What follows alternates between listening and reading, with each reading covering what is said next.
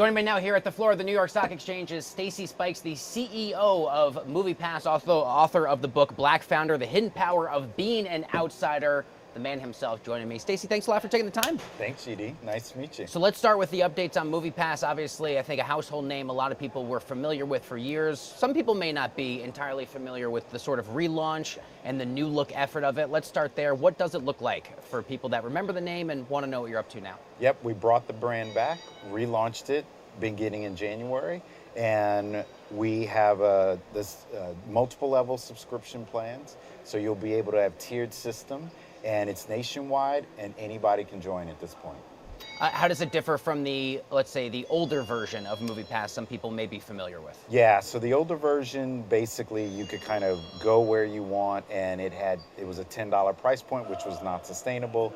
And so we have tiers, so you can still do $10, but now you have a number of credits that you can use so that it's a slightly different, more manageable system. So that's the big difference this time. I mean, in this book, you talk about the wild, if you don't mind me calling them, the truly wild ups and downs in terms of your history with the company. Also includes many years of your work with Sony and other places beforehand. But talk to me about the biggest lessons. Was there a real big takeaway as you look away, specifically at that first iteration of your time with the company? Yeah, I mean, we went through 50 million movies seen, and it became a household name. I mean, creating a brand that can do that is pretty powerful. You know, you have a lot of theaters that are trying to mimic what we built, and that's extraordinary. And I'd say the biggest lesson was being able to know that you can build something out of nothing, and also being able to make such a big change in the movie industry. So yeah, that was pretty much the big stuff. What advice would you give your younger self starting out in the early MoviePass days, I wonder? Start with a lot more money and give yourself a lot more time.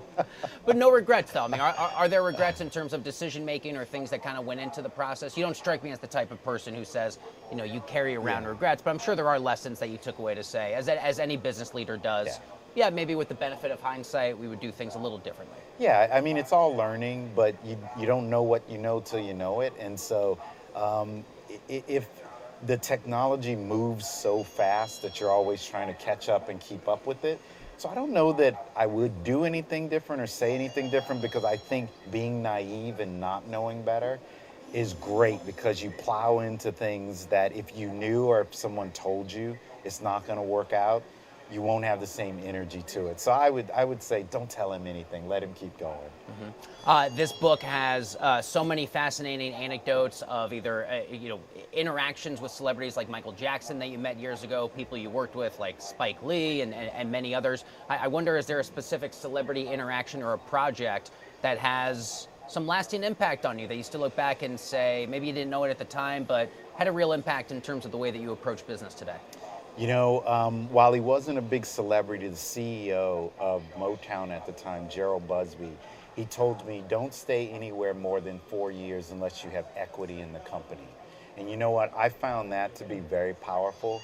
And that altered my life, where instead of just being an employee and just getting a check, even if you're handsomely paid, it was really different to know that if you're to think in stock and think in creating value to shareholders. And that was a really big changing point for me. In terms of also speaking with the theme of change, by the end of the book, you talk about the sort of, I don't know, quite call it a resurgence, but you talk about groups like Harlem Capital and what these are doing for Black entrepreneurs, Black storytellers. Talk to me about that lens of your experience and what you really wanted to strike home with the book in terms of that component of your own personal journey.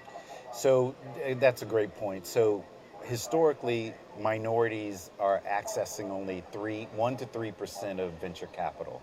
And there's a lot of great businesses, there's a lot of great people, there's a lot of great founders.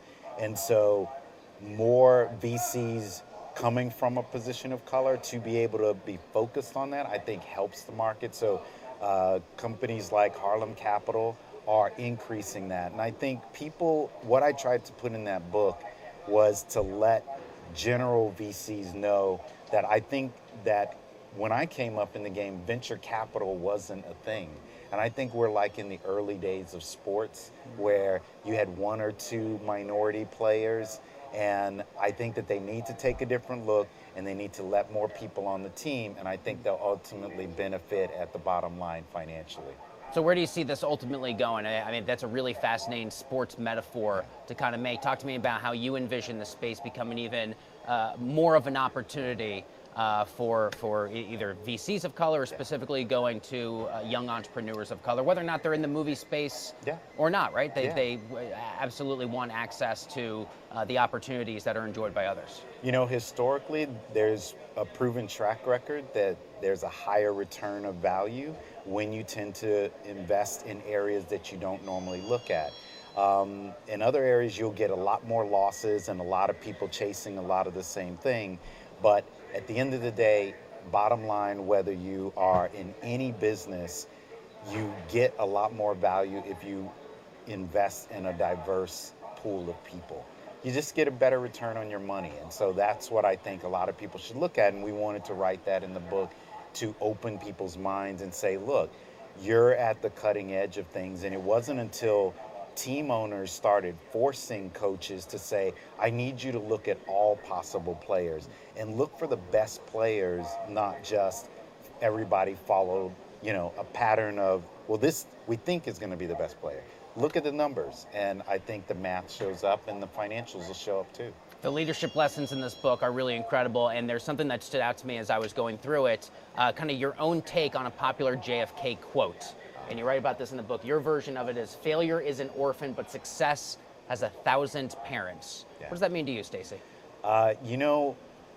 Succeed and you'll get a lot of credit, like MoviePass. Even though I was one of the founders, there's a lot of people that made it really strong and popular. A lot of fans and a lot of diehard people who believed in the brand. But when you fail, you're doing it alone and no one wants to take credit and stand there with you. So that's how life is, and you just got to know that. But fight hard, succeed, and you'll eventually get there. Even if it fails the first time, come back again, keep going, don't quit.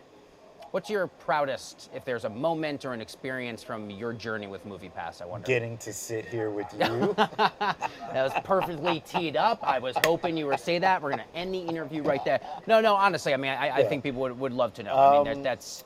Well, I mean, what an incredible story it has been, I think, both for the company and for you personally. And I wonder how you look back and of course, continue to do the work. The proudest moment was I went to a theater, and all of a sudden I was at the kiosk, and everybody, there was 4 kiosks, everybody had a MoviePass card.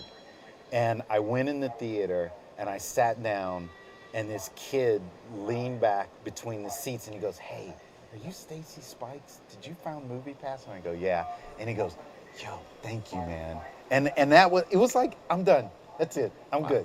And that was probably the proudest moment, to have an idea and see people really using it and someone to say, thank you for what you did. And probably the second was, we got a letter one day from a veteran who had been in the Gulf War, and he said he had come back and some friends were concerned because he was isolated and by himself, and they got him a MoviePass, and he started going to the movies and started going out, and he said, I didn't want to live anymore, but your company helped me bring back reality. I mean, I was like, okay, that's it. That's what we do, So, yeah, that's beautiful. And I love that the phrase was bring back reality when, of course, this is storytelling, right? But for someone's reality and that person, that veteran's truth. That's incredible. Finally, I'd be remiss to if we didn't mention the fact that we're having this interview in the middle of a blockbuster summer itself. Yes. Barbie, Oppenheimer, Barbenheimer, however you want to call it. Oppenharby, and whatever, like throw in the name here. Your thoughts on what this moment means for just the space in general that you've been a part of proudly for so long. I think we all had to go streaming, and we had to look at that, and the pandemic forced us into a lot of that. But I think the studios have realized this market is a very strong, vibrant market. People want to go to the movies. Another sports analogy is we're still building sports stadiums because people want to go see the game in person. And I think it's seeing the theaters start to come out of bankruptcy. It's great. It's a great moment to be able to be here. The book is Black Founder. The company is MoviePass. The man himself, Stacy Spikes. Thank you so much. Congratulations on an amazing journey. And thank you so much for taking the time to join us. Great to have you. JD, thank you.